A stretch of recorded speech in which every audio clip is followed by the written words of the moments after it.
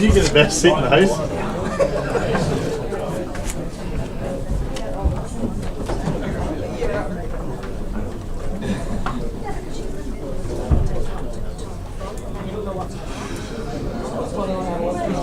I do know what's going on. The same thing as we get up in 20 years. I know exactly what's going on.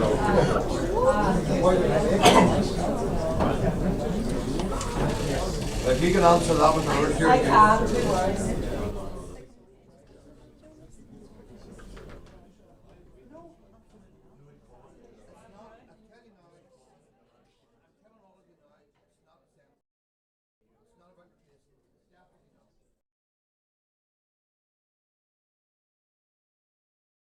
Everyone?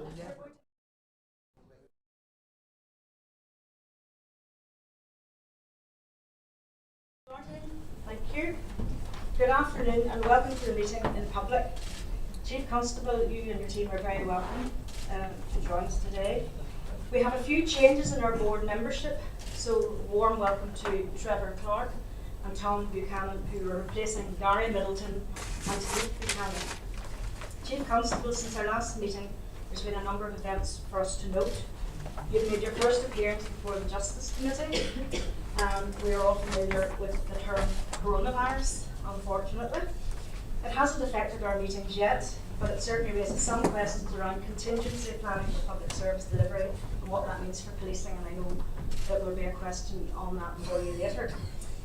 We have been given your report, which is largely focused on crime statistics, and the further rise in figures is of note. It is also concerning that there's potential budget pressure of 54 million, and that we have not yet had any certainty around the business case to uplift the numbers to 7,500 officers, as the board agreed some time ago. So we will take some introductory comments from you, and then we'll move to the questions. Thank you. Okay, thank you, Chair, and obviously welcome to new members. There is a report, as you say, in front of you that covers quite a broad amount of information, both on crime levels and the crimes we solve. I think a few things just to tease out. Obviously, the picture is that across Northern Ireland, as we come towards the end of this performance year, that crime continues to rise, which at one level the headline might be concerning without sounding complacent. There are some valid reasons that are driving that change. So the first is significant increases in the amount of harassment that we're recording, both from online issues and also from face-to-face, which is a significant part of the rise in violent crime. You'll see the figures there, over 80%. And also the other driver of the change is more drug possession enforcement. So given the importance that many PCSPs across the country have placed on the concern about drug misuse, that reflects an increase in police practice. So I think that's important to note, and recognising that comparatively, compared with our other similar forces, Northern Ireland remains a safe place. In terms of the outcome levels, i.e. the number of crimes we solve, they remain stable. Just below a third of crimes are solved by the police. Again, I look forward to the coming year of working with Mark to see where we can increase that, particularly to build on the recent increases in the amount of domestic violence with injury that we're solving, because clearly I've said more than once, this is the one crime we know who did it, and the improvements are welcome. But again, I want to work with the public protection branch to see how we can do that yet further. We touched quickly on victim satisfaction. That remains a concern in terms of how officers update victims of crime, but also something we need to do more work on, particularly when we actually check the records, where the evidence says we have actually done that. So there must be something lost in translation. So there's some ideas about how we can improve that in the year ahead.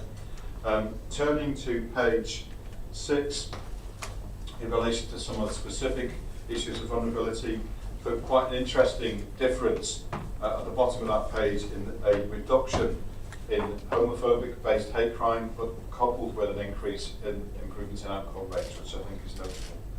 Antisocial behaviour remains stable, and then really, apart from updates on some of the specific crime investigations that you've been interested on, I take you towards the end of the report, and clearly you members will be interested in the latest police recruitment campaign figures.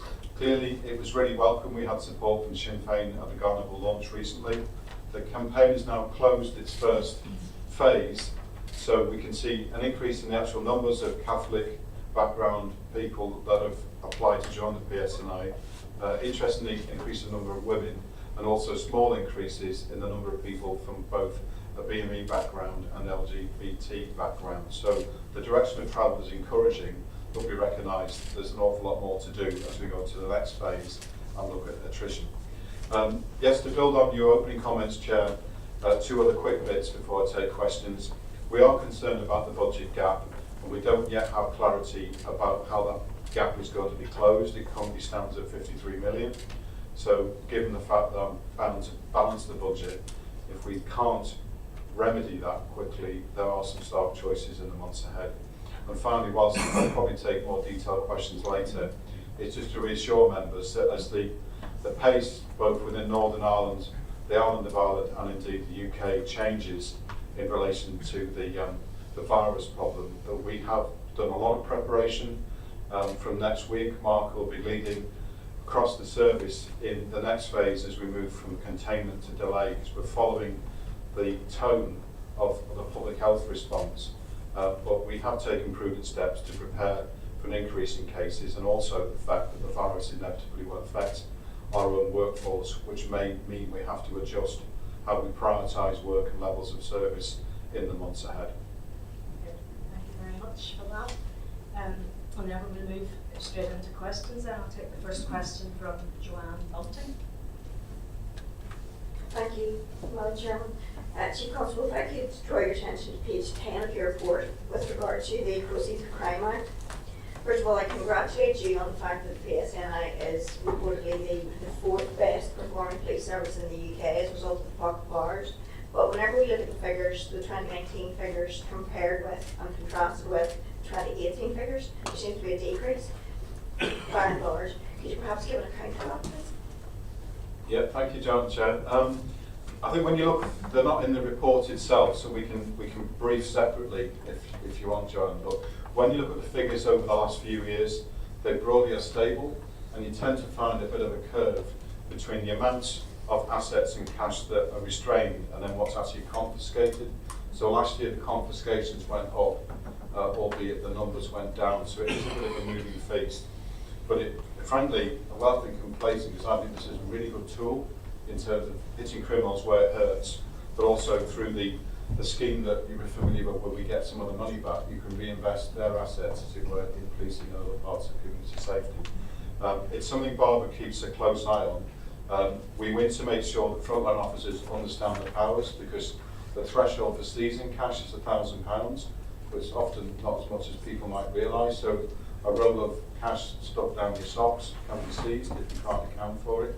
So it's a continual part of effort. It's based, you'll see in other parts of the report, we're really pleased, there's quite a complex investigation, I think hit the media a few weeks ago, where we're now unpicking a significant money laundering operation in excess of £200 million of asset right across Europe. So clearly, if we bring that to fruition over the next year or so, that will significantly boost the figures if we can retrieve that sort of level of finance. But I think it's a great tool that we continue to make good use of. 4 is good, but without putting myself to fail, I'd rather be 1. Chair, thank you. Chair, just following on from that, in relation to the report and the reference to paramilitarism in your earlier, and in fact, indeed, your predecessors call that we should start calling them out as criminals and do away with the term paramilitaries. But in terms of the powers that are available to you, I know the Justice Minister said the other day that we're bringing forward stronger legislation. Is there not a need now to establish or re-establish a similar organisation to the Criminal Assets Bureau in the Republic of Ireland, or indeed the Asset Recovery Agency here in the North?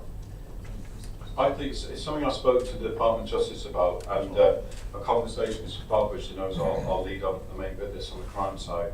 I think we'd welcome that area of expertise. We have good relationships with the Crime Agency and HMRC, so it's not that we don't do anything. But the good practice, and obviously the service in Ireland, in the Republic, is often mentioned. For example, the last IOC report, I think, referred to it. So I don't think there's anything lost in reinventing something that was started here and bringing that expertise so we can ilk all the money we can from criminals that use it for their gains, frankly. Thanks, Chair. I think that would be helpful to public confidence as well, and that we'd have a front face as we have in the past with Alan McQuillan in relation to that.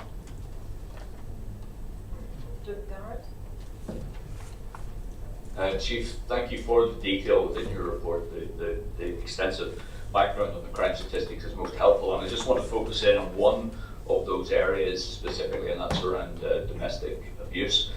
For many years seen as the unseen crime or the hidden crime, and it's good to see that there's a lot more focus in this area, and within the current policing plan that's being looked at. In particular, the numbers have gone up, and indeed you state that crimes of domestic motivation account for 17.3% now across all recorded crime in the financial year, and motivated crime account, domestically motivated crime accounts for 36.5% of the increase in overall crime. So it is clearly important that this is dealt with. You have some positives around outcome rates, and that's good. But even at 25% as opposed to 20%, and again, I know in your intro you mentioned this, given that you've got a much limited pool of suspects in these types of crime, I would assume that those levels really should be substantially higher, and I'm interested to know what plans you have in place to try to increase the outcomes around domestic abuse, and how we rate in regard to other areas within the UK and indeed locally on the island of Ireland as well. I've got comparative figures for what the guards are doing, but I can have a look at for you. Clearly, as you said yourself, I think the important thing is in the new plan that obviously has yet to be finally agreed, but it's a key priority and will continue to remain so for ourselves. And obviously with this, there's always a bit of a tension, because as reporting increases, we've got to look at how we keep pace with bringing people to book. And clearly, as you know, it covers such a wide variety of offences. So in the general area of domestic crime, sometimes it is difficult to bring a criminal justice outcome when there's only two people's accounts, if it's sort of pushing and shoving, or maybe a window damaged in a home, because that still falls within the purview. So I think, I've not been shy in saying this, frankly, that the biggest surrogate indicator is domestic violence and injury, because there's clearly more obvious evidence of harm and a better chance to get an account and prosecute. Barbara and our head of public protection have been doing work this year, and that's reflected in some improvements. We particularly pushed this through the Christmas season greeting campaign. We've now got a new member of the team, seconded from the Met, we've brought in to help set up a fresh approach to community safety in the rounds, and I've given it to him as his top priority to see how we build on the work that Paula and Barbara have done and bring fresh focus to this issue to see where we can improve the outcome rate. I think compared to other parts of UK, we're reasonable in this space, because the general trend right across crime, as you've probably seen from the news, is a deterioration in justice outcomes and outcome rates. But I think this is an area where the more use of body-worn video to get immediate accounts, or closer working relationship also with the PPS, who are similarly keen to improve this, I'd be keen to see a step change next year. I wouldn't want to set an arbitrary target yet, because that's work Mark's doing actually, in some work about refreshing how we manage performance and look at this in the round. But I would like to see that the momentum that Barbara started continues into 2021. Just to follow up on that, I mean, that's positive feedback. Thank you, Simon. But can I ask if you are looking specifically to deploy, and indeed you already have, officers trained in the sensitivities, shall we say, that go with, particularly with domestic abuse? Yeah, I mean, Barbara can bring some more detail on some of the specifics, because we have been working on specific elements of an action plan. I think there are some questions that we have to ask ourselves that at the moment the specialist detectives either take the most serious forms of domestic abuse, or when you've been victimised 3 times in terms of investigation. So I think there's a question this year to ask that those crimes that remain within district, are they getting the right level of attention and expertise? Because this is a niche area of work about giving people the confidence not just to make a report, but stay with the process. Because frankly, whilst you've had injury and harm, it usually looks at other issues around family breakup, financial pressure, which can often push people to withdraw the case. So I think there's a whole round of things we need to look at.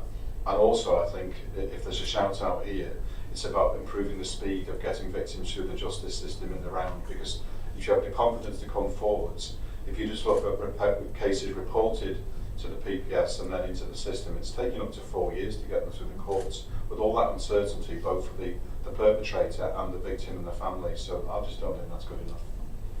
Do you want anything else to go?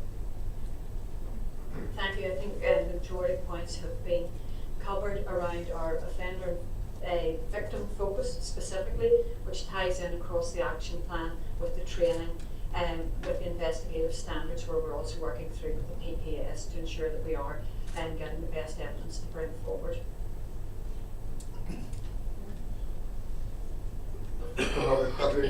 Chief Constable, you were obviously of the 100 days that was announced about certain of the legacy institutions. You've said yourself as previous Chief Constable has said that legacy needs to be taken away from policing and improved that. So I suppose my question is, we're 54, 55 days into that 100 days. Has anyone been in touch with you from the British Secretary of State or a representative of the British Secretary of State in terms of where policing is in this and the changes, what's going to happen? You obviously have to prepare for that as well. As things stand today, no one has been in touch with us in terms of putting legislation in front of us or sense of a plan. I was able to raise this personally with the Secretary of State yesterday evening, who gave some reassurance that legislation would be forthcoming before the 100-day deadline, but I can't say yet what's in it. And therefore what our response would to be. But obviously, as you know, it's a well-rehearsed argument. We want to be removed of the responsibility of investigating legacy crime, and then if that takes place, we need to look at the transitionary arrangements to move both maybe current investigations and certainly records into the hands of whoever's set up to do it. Thank you, Chief Constable. It was just the remark that the question, do you believe that's going to be in 100 days? Thank you. Thank you, Chair.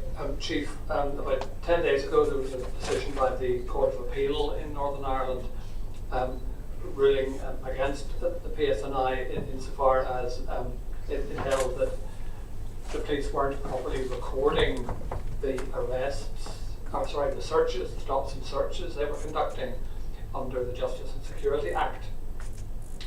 And I'm wondering, firstly, does the PSNI intend to appeal that decision? And secondly, if not, what steps have you taken or will you take to change procedures perhaps to implement the court's judgment? Okay, thanks. I think firstly we're not appealing it, but Mark's looked at this issue in some detail, so I'll probably let him answer the question. No, so the plan is not to appeal, but we have made an immediate change to our computer system to allow us to record the grounds that the court felt were absent.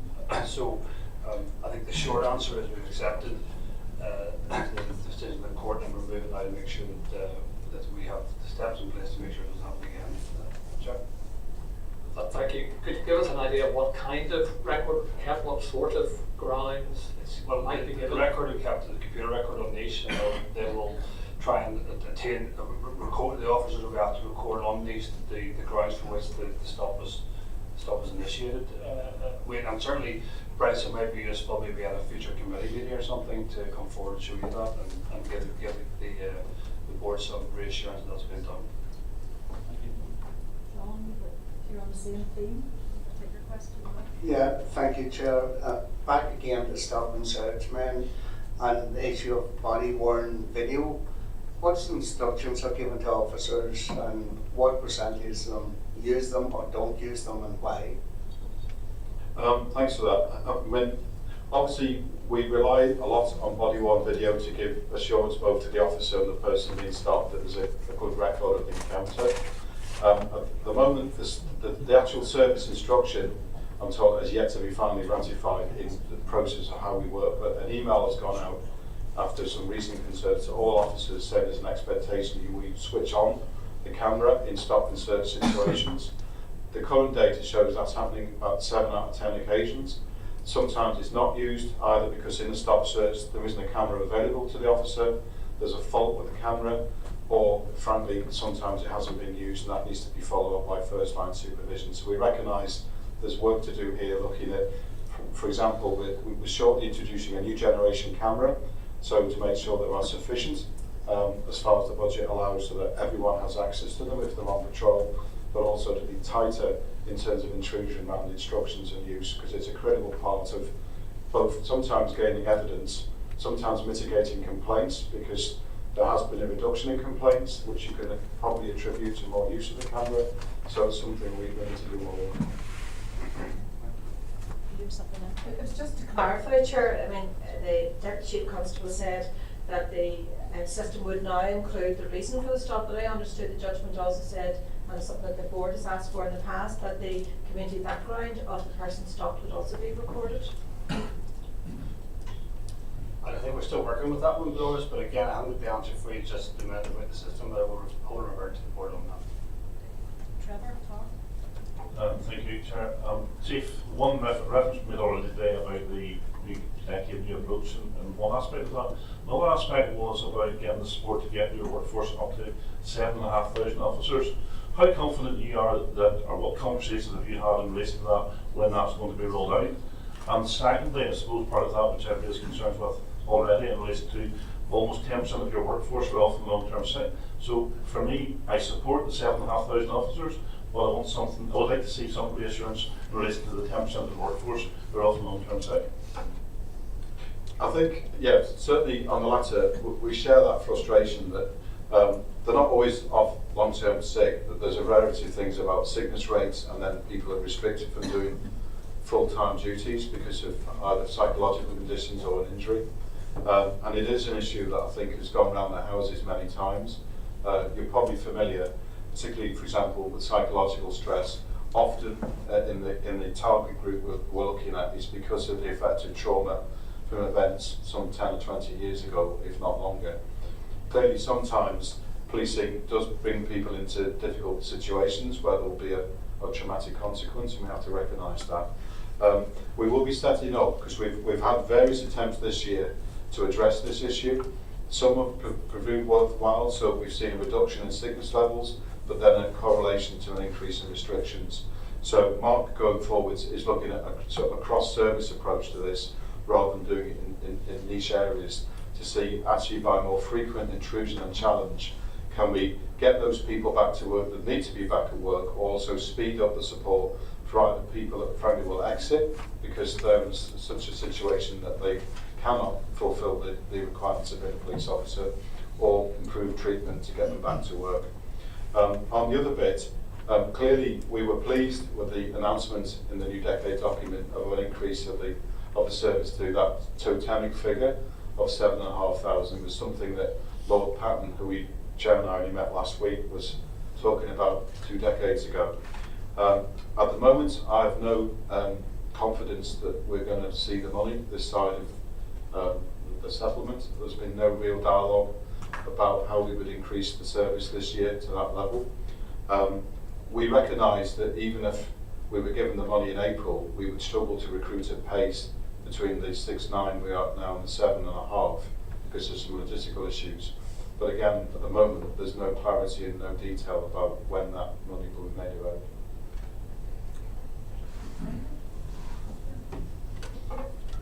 Thank you, Chair.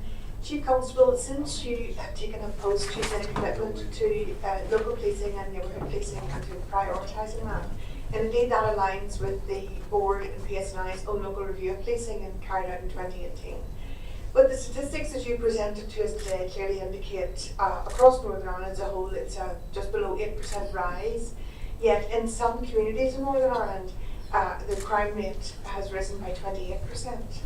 So I'd like you to ask, clearly a priority for local policing will have benefits for all of Northern Ireland, but what steps will you actually take to make sure those communities that have the highest rates of crime are going to benefit most? Well, firstly, we're nearly at the end of the promise we made a few months ago to identify 400 posts to bring into neighbourhood policing, and Mark's has been finishing that work recently to both identify the officers and get them moved into that place. And then secondly, there's a distribution question, obviously, to make sure there's a correlation between areas of need and having enough officers. But also we want to look more fundamentally about how we understand and manage performance across the service. I want to see more clarity and consistency and greater expectation in relation to what we ask, particularly in this space, district commanders and their teams to do. So we can not, notwithstanding what I said earlier about, in some senses in the crime figures, the contradictions. So more enforcement and stop search, for example, the drug problem is pushing crime up. But whilst we've seen acquisitive crime in terms of vehicle theft, burglary, etc. fall, I want to be convinced there's not more we can do to reduce crimes and still affect people's quality of life. If your home's burgled, it's an awful experience. If you lose your vehicle, it's both inconvenient or it might affect your business and all that sort of thing. So between Mark and I, we want to see a fresh approach from April, and we're bringing in a specialist to help us redesign the whole framework for performance, so we use data better and with more insight to get ahead of some of these crime problems than perhaps we've done recently. Thank you, Chair. Can I just place on record my appreciation to my party colleagues who have left the board and have been replaced by Trevor and by Tom. Welcome Tom back to the board again. Chief, you made reference to the ongoing coronavirus issue, and obviously the Police Service of Northern Ireland was engaged in extensive preparation for the exit from the EU, which took up, I know, a lot of time and a lot of resource. We're now in this containment phase of this particular issue, and particularly what I want to tease out is the part that the PSNI are playing in the civil contingency group, which takes the lead in relation to response. And two things in particular. One, do you believe that there will be any additional powers that the PSNI will require to deal with this over the next few weeks? And secondly, do you envisage any situations where there would be advice given to reduce public events? And obviously we're going into a period of time when there will be a considerable number of public events with large crowds of people. Certainly in terms of legislation, you'll see in England and Wales there's been powers made available to the police service to basically compulsorily detain affected people. We don't yet have that power, so we're in dialogue with the Department of Justice to see if that can be replicated here in case we need to use it.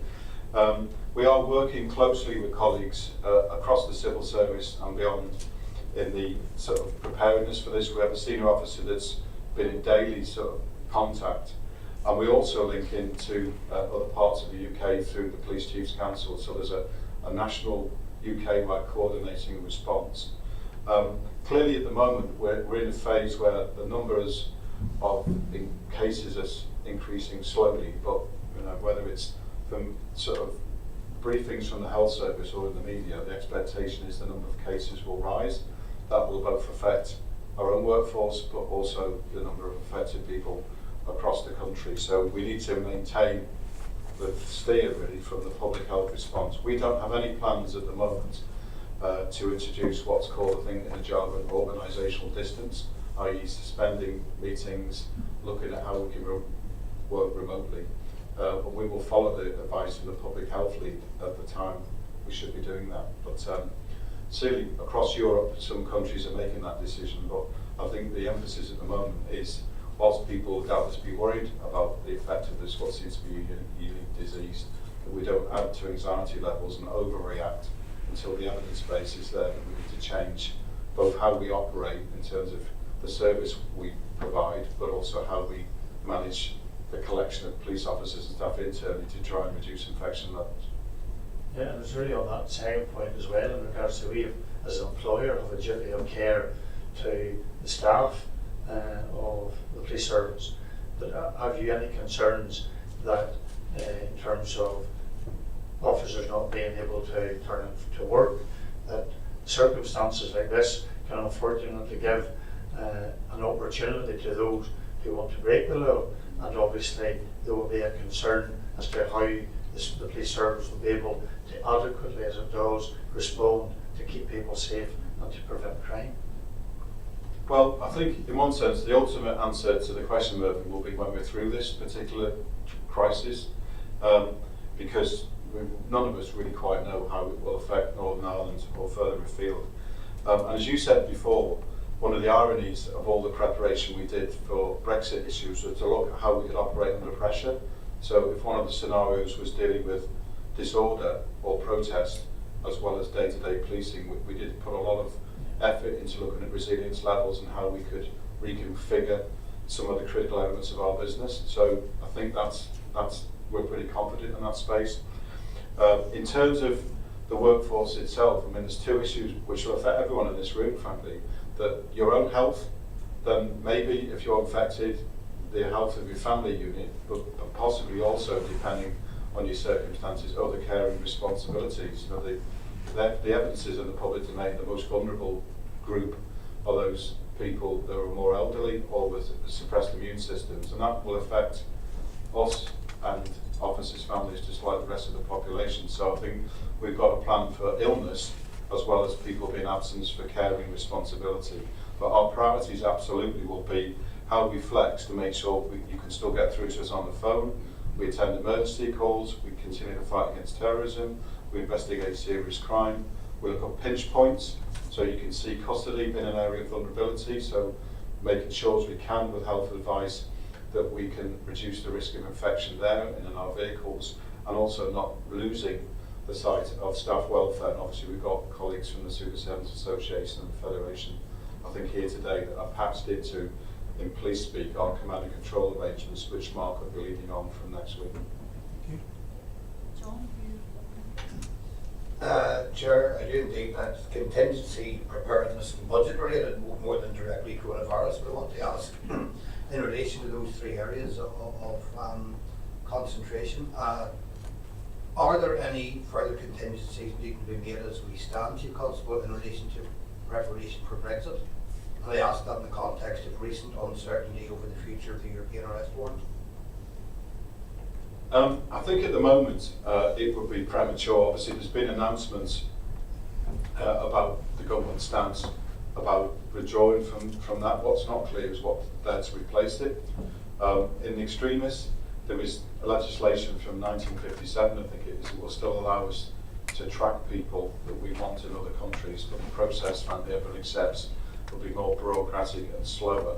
And I think the other bit is not just to focus on the arrest warrant, but more crucially, I think, particularly given our nature here, where we're so much hardwired into both travel into the Republic, but then other parts of the world and back into the UK, is about the sharing of information and data, because that is really important in the fight against a range of issues, be it terrorism, organised crime, people trafficking, etc. So we are sort of hardwired into the national discussions through the processes that have been historically established, and when the time comes and there's clear preparation, I know both for the Northern Ireland office relationships we have, or what we've done historically into the UK, we'll be able to express our voices. So I think it will be a few months' time before we can come back to the board with clarity about the actual impact after the end of this year, and any risks and concerns.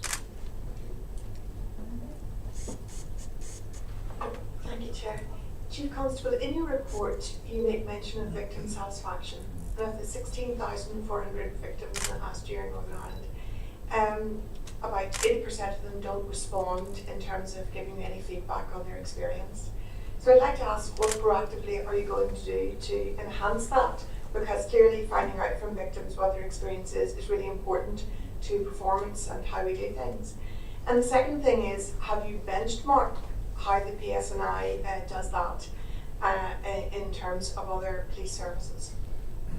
I think firstly, in relation to the survey, I mean, that's a text-based survey, I think, from memory now. So we're discussing with the Department of Justice about how we actually reintroduce something similar to the past, so it's something telephone-based, that's more granular and larger numbers, because you can get more insight. Clearly, when you look at the detail, Wendy, there are some frustrations, as I said in the introduction, about victims thinking they've not been updated, and we think they have. So yes, in terms of benchmarking, whilst overall the strongly agree ratings are A, stable and relatively good compared to other parts of the UK, I will be asking to see where we can learn from others. So we talked recently, for example, there's something in the Cabinet Office used to be called the nudge unit, effectively, where subtle changes to the wording of letters, to the advice you give to officers, can give victims more confidence about what's coming next. I was meeting only this week with Victim Support for Northern Ireland and their senior team to look at how we understand all the pinch points in a victim's journey, because too often they have to retell their experience, which is particularly difficult in either complex domestic abuse or sexual crime. So we can try and see how we can improve that so that victim satisfaction levels increase, because clearly, aside from levels of crime, which are influenced by a variety of things, this is a conversation between the police and the victim, and we want to see how we can improve that, because it drives other forms of public support and confidence. And yes, I understand that, but just in case, just because while it looks positive in terms of response, response is only from under 9%, it's under 10%. So I think that's the key issue, that you really need to engage with more people. Well, I think it's not for lack of trying, it's just the text service is not seen as particularly valuable, which is why we want to try and go back to a telephone survey. Thanks, Chair. I suppose pertinent to the point that Wendy has raised there in terms of victim satisfaction and outcomes, in the report it mentions around crime against older people, and there's been an increase in crimes against older people. I suppose we've been discussing this in the chamber this week in particular. I noticed in the report that you said that in Belfast City, Ards and Down and Antrim and Nawi there actually been no increases. So it's important to note, and I'm looking at the Older People's Commissioner's report last year, outcomes for older people are particularly low. So I was just to ask Chief Constable whether that's an area that you are focusing on in relation to improving that, going forward. And is there any learning from those districts where there hasn't been increases in how we keep those rates down and how we pay particular attention to reducing fear of crime? I think that's one of the biggest ones in that area. Yeah, I think in relation to that, there's a number of things we want to introduce in the months ahead.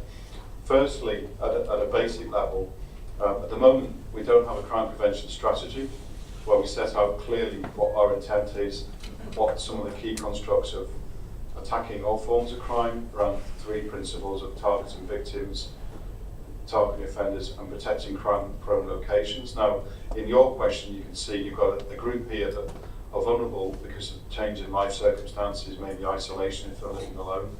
I know from stuff I've seen myself, actually in the district visits, there's a lot of emphasis and recognition placed on that area of vulnerability. And clearly sometimes we know there are crime groups that prey on the elderly, either by pretending to be officials from public agencies to region meter or something else. They're allowed into an older person's home, and while they're in there, somebody's distracted and a handbag goes or precious jewellery. The trouble we face sometimes is because of age that their recall isn't as good as it could be. Getting clear accounts and evidence is difficult, and frankly often some of these offenders, because they operate in niche groups, are quite forensically aware. So when we can trace people through ANPR or other means, we will make sure that no stone's unturned, but it is an area of difficulty in getting good quality evidence from those victims. So I think part of it is looking at how we support them and prevent them from being at risk in the first place. And you're absolutely right, although the figures are concerning, is to try and convince them that the risk of being a victim remains relatively low, so that fear of crime doesn't stop them going about their daily life, and that has a perverse effect on what they're able to do in the latter years of their life. Do you want Just on a small point, just before Christmas, we did identify that there was a particular vulnerability around cross-border criminality for this, so which also might point to the geographic differences around some of the areas that you pointed out further north. So there was specific operations launched over the Christmas period specific to crimes against other persons from cross-border criminality. And it sits inside the tactical coordination group process that Barbara chairs.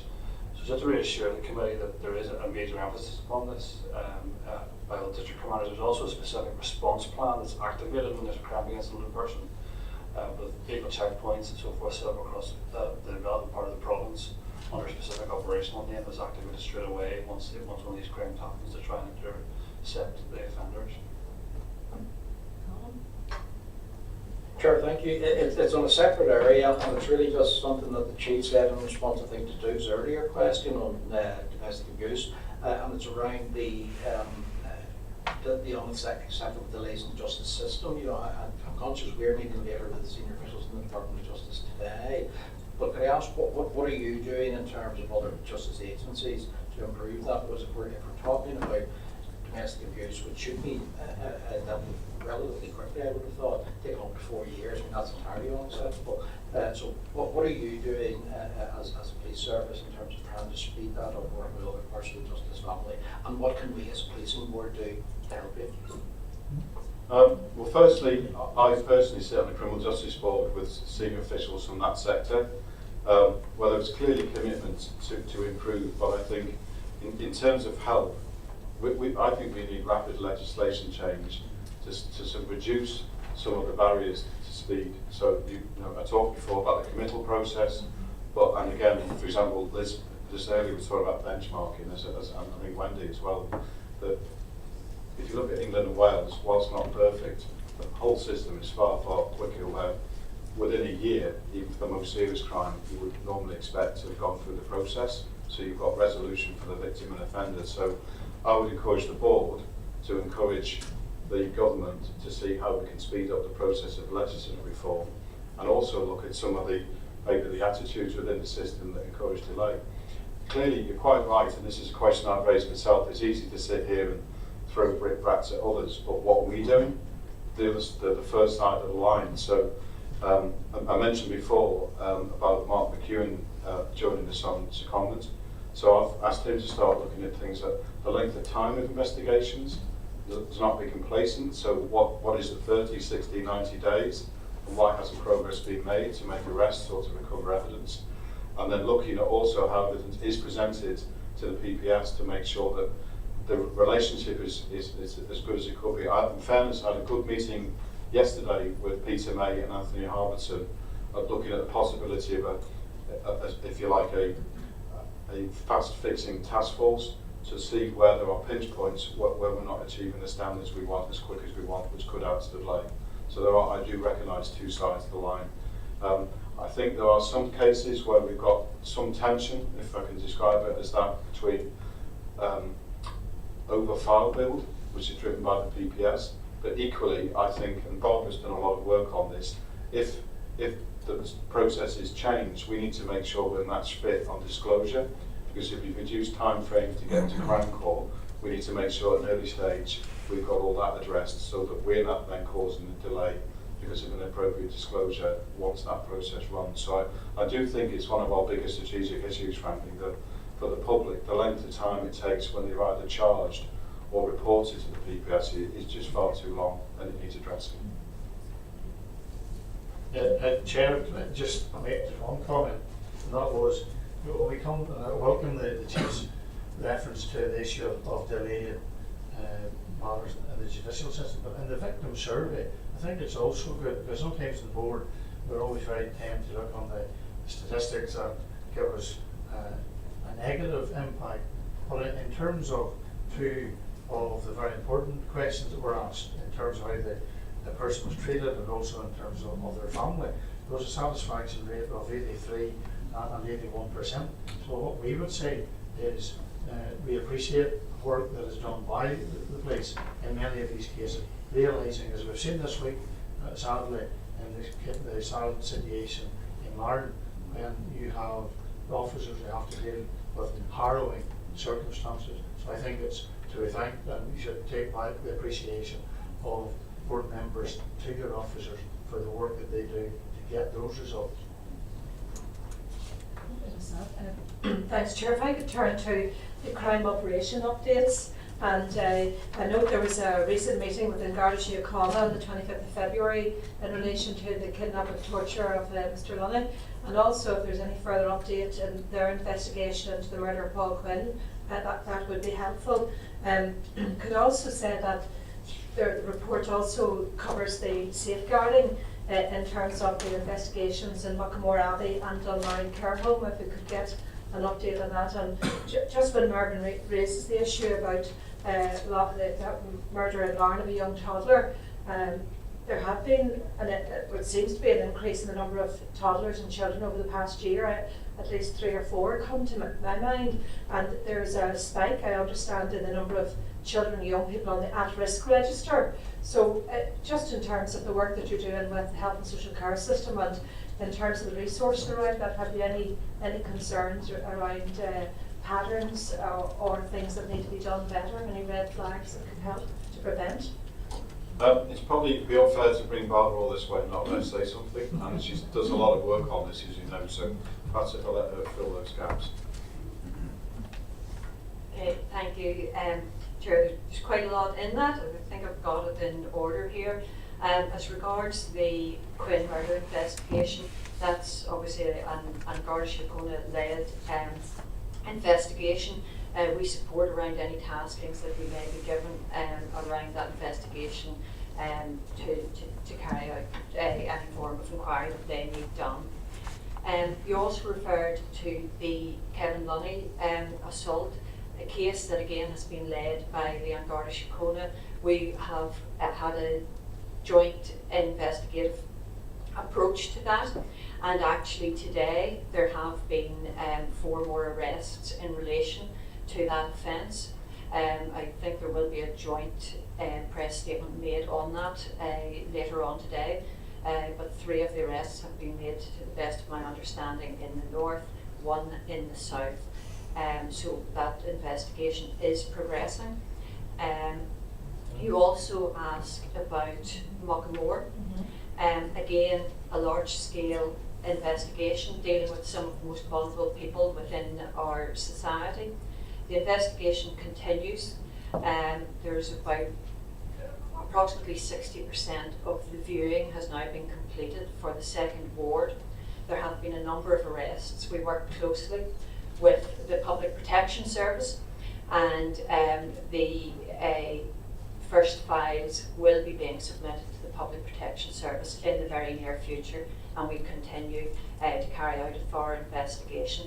I do want to also provide reassurance to the board that there has been significant family liaison throughout that, and we do seek and have continued expert advice from the National Crime Agency around how we are dealing with some of the most vulnerable witnesses.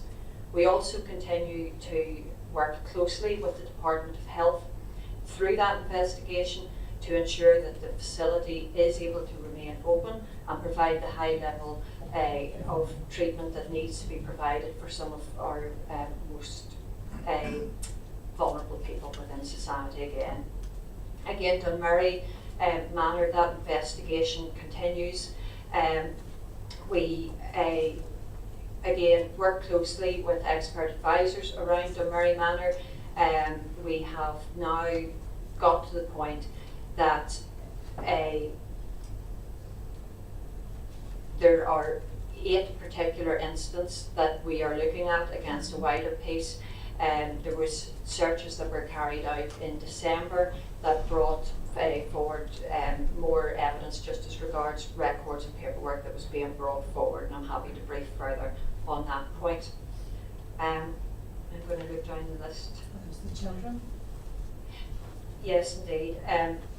So following very sad circumstances, and appreciate the comments around the first responders, and think from every emergency service that attended, there have been a number of very concerning incidents involving some very young people within our society. A 5-year-old died just before Christmas. Parents have been charged with murder at this point, and we have had another baby death that is under investigation, with 1 person charged from Keady as well.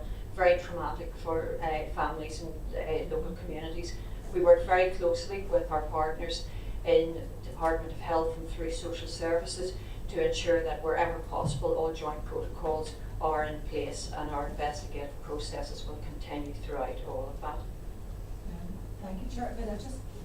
Just on the Dunmurry, I see there has been an expert advisor appointed. Just wondered what their particular role was, and have you had any correspondence or communication with RQIA in making more robust investigations of other care homes to ensure that there are not other scandals and to be uncovered? Well, we do continue to work with our QIA as well as the trusts. The expert advisor is very much around dealing with older persons, and there's quite a lot of work being done in that case, and that's again to ensure that as regards the health trusts through our QIA and through ourselves, that we are dealing in the most effective manner and recognising what is actually criminal activity and what are actually care issues, which are some of the biggest issues. There's a delineation between what are, what fall within care plans and safeguarding issues and what falls within criminal legislation. Thank you. Thanks for your indulgence. Just come back to Muckamore, Barbara. How can you reassure families of patients in Muckamore? I mean, and I appreciate there's an awful lot of work in terms of what PSNI has done, the hours of tapes that have to be reviewed. But what concerns me is the length of time that's taken, given that there's been an arrest within the last number of weeks, which would suggest that some of those people who may have been creating or committing a crime could still be employed in that place of work. And what assurances are we going to, or what assurances can you give us to, or to the public who have still have family members there? I know in my own constituency office, I have a case currently where I can't even get a meeting with the trust in relation to it, and a patient who is in the hospital currently, and they have concerns over his safety. But it strikes me that as arrests are still ongoing, there may be still some very vulnerable people in the hospital, with some of the people who may at some stage be charged with these incidents.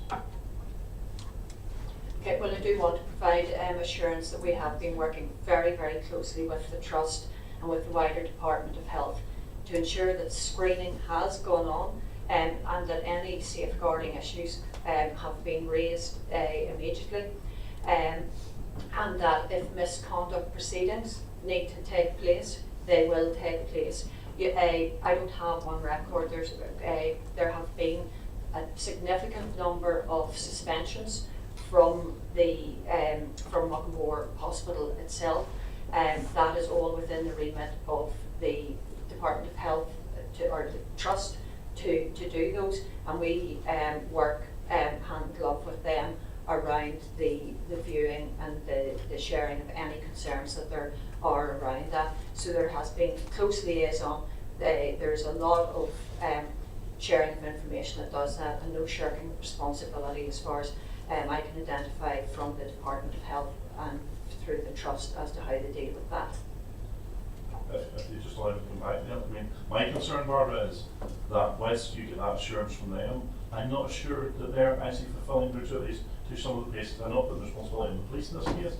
I'm suggesting to you where families currently are raising concerns about their loved ones who are held there currently, that they are not getting the satisfaction or the confidence from the Trust themselves. And I think there's a suspicion on their part that some of this still could be going on and they're protected by the Trust.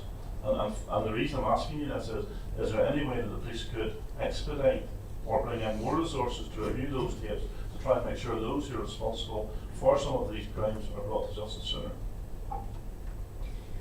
So I think probably some of those questions do sit with the Trust.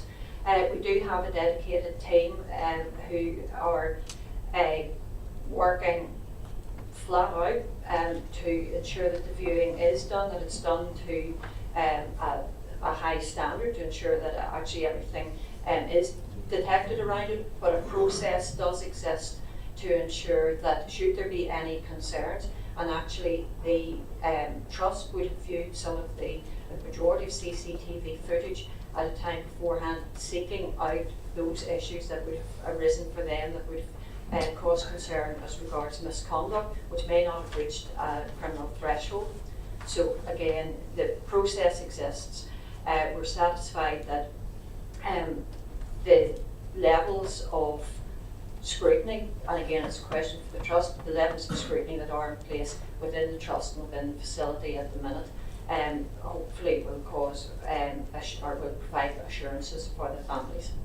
Sorry, I apologise coming back again. I mean, because this is very, very important. I mean, most vulnerable people have been institutionalised within Muckamore Abbey. The families don't believe that scrutiny has been there, and the scrutiny wasn't there previously, or we wouldn't be in the scenario we're in today, where the police have to be called in the first place. So my direct question is, what can you do as a police service to actually reinforce, get more officers or more people to review the tapes to bring this to a timely conclusion? Because there's people out there who don't believe or don't trust, pardon the pun, in relation to what's going on there currently. This is not about the police, but what I'm asking is what additional resources can we got to bring this to a conclusion much sooner? Well, at the moment, the people, and I will, I do constantly review the timelines around this, but I have got support from right across the organisation to ensure that the investigative team is supported and is dedicated to this investigation.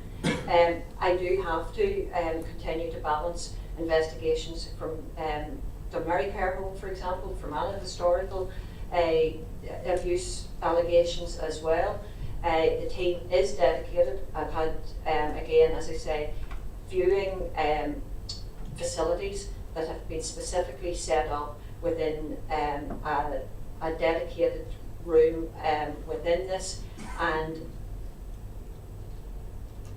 the procedures that are in place at the moment are robust procedures. And I think that's the piece that I need to emphasise the most, that the procedures are robust. I don't want to get into a position that they become rushed and that aspects are missed. I have a strong team in place, but I am balancing priorities as well. And I will continue to maintain, and when I need to reinforce the process around Muckamore investigation, I can do that, but I need to make sure that what we are doing at the moment is of high quality, it is a robust investigation, it's in line with PPS, and it's in also line meeting our the investigative standards that are required. Chairman, sorry. I just don't want to imply that it's not been robust, it's just the numbers. But I think the police can only do the police's job, they can't do the They can add additional numbers to actually increase, speed up the length of the investigation. I think you've got the answer. So, Gerry, you want to ask?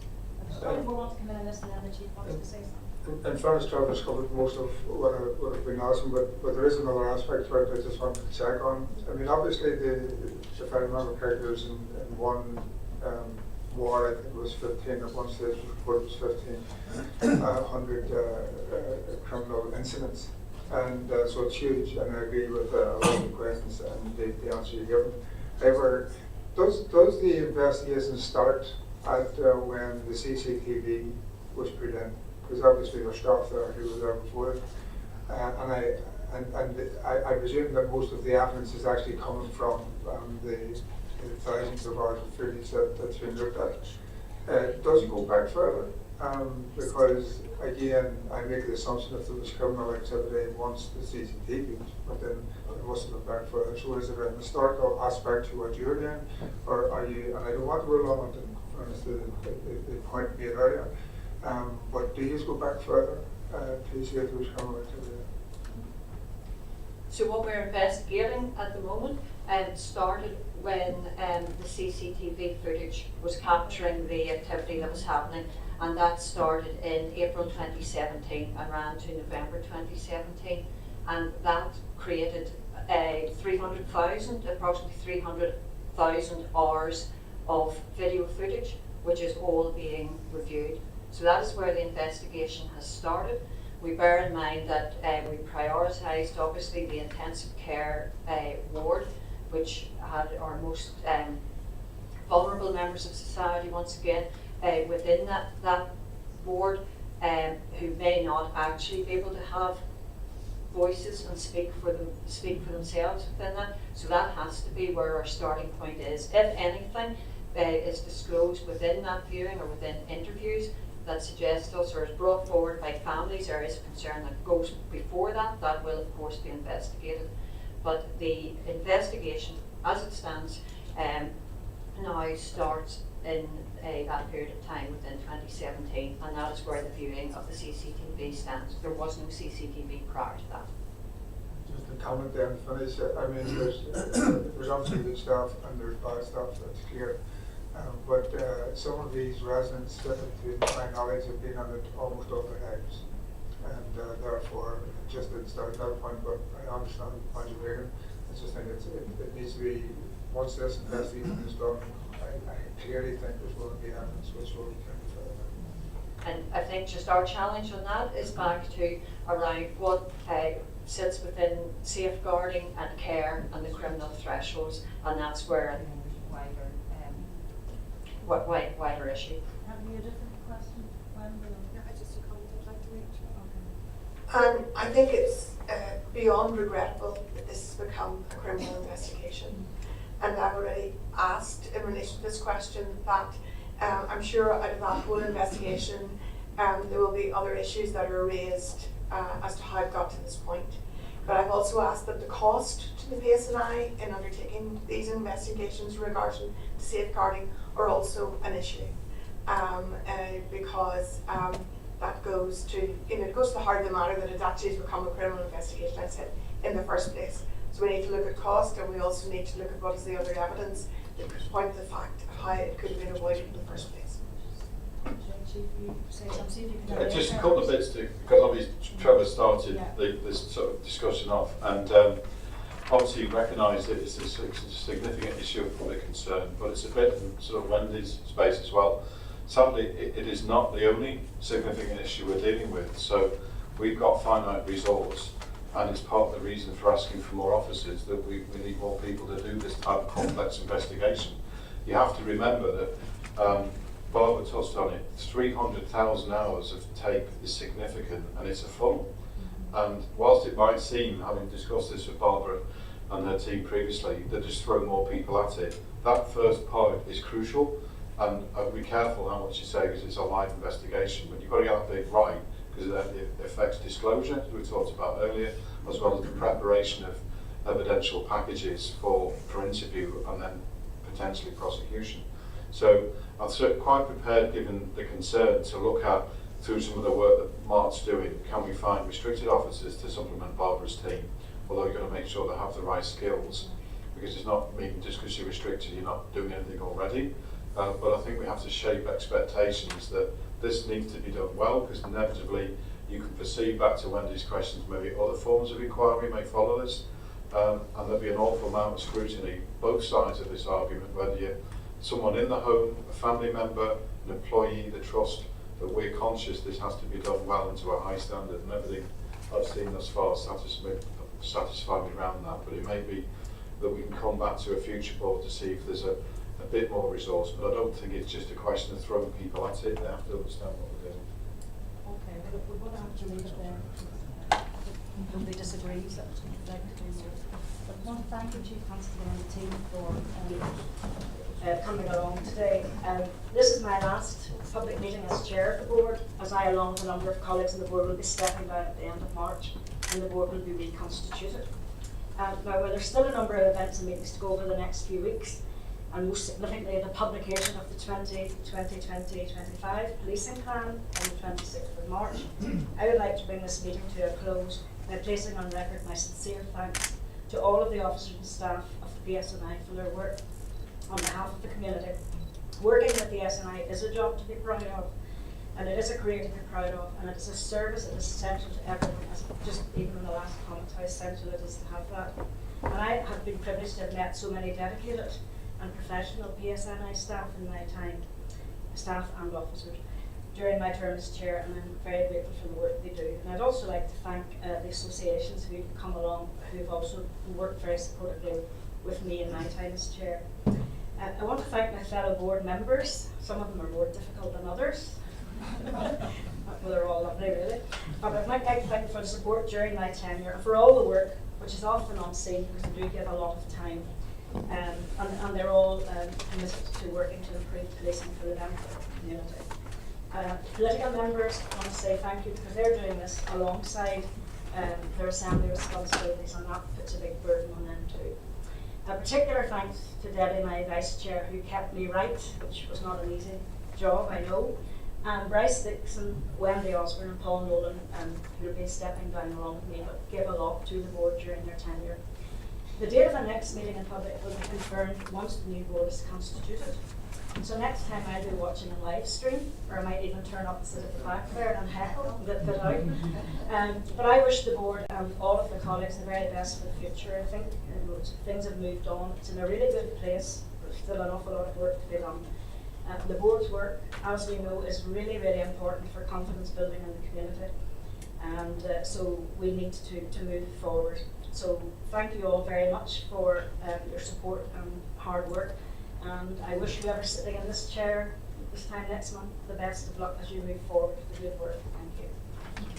Can I just respond to that? Because I think it would be a shame not to signal on behalf of colleagues here and beyond our personal appreciation, both from, I suppose, from Mark and I's point of view on a personal level, because you appointed us, so we've got a vested interest, but also on a personal level, Chair, about the support and guidance you've given me since I've taken up this post.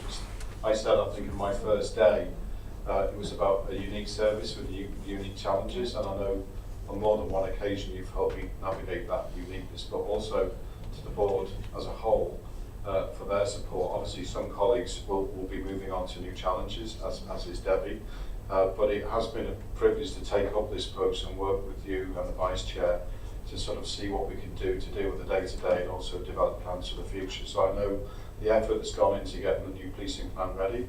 I think it'll be things to be really proud of in a few weeks, because it sets a fresh direction and a good legacy for yourself and Debbie, so thank you. Thank you very much. Thank you. Okay, so lunch, I think. Thank you very much.